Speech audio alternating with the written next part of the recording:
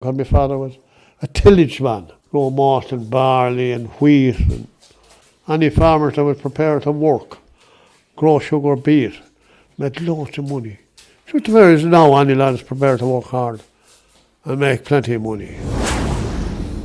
We grew beet, about 2 acres of beet, and it provided loads of unpleasant work in the winter, plenty of work in the summer, and for whole families to be, well, the whole family, there could be 8 people working in the field in the summer, men, women and children, and beet, tilling beet, weeding.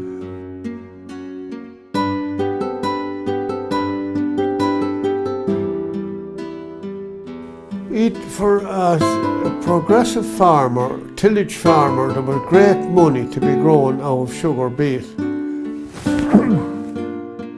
Plenty of hard work. There were no machines to pull beet, and had to be pulled by hand and lifted up and pulled by hand. That was back-breaking work. I was tall and thin and I never had a good back, and I have a pain in the back from stooping before dinner, and work with a pain in the back all day. It was unpleasant from that point of view.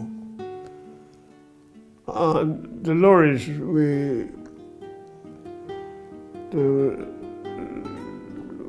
the beet would need to be drawn to the factory, lorries would come in, and each grower would be given loading permits. That meant that they had to deliver on a certain date. You had a permit to deliver a load of beet or 2 loads of beet, whatever beet would suit.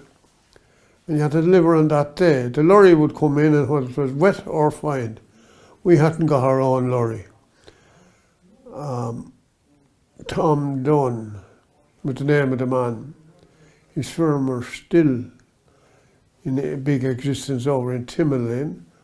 He would come in, and well, the lorry would have to be loaded, whether it was rain or fine. There was plenty of rain that time, wet winters. And so I remember having to load beet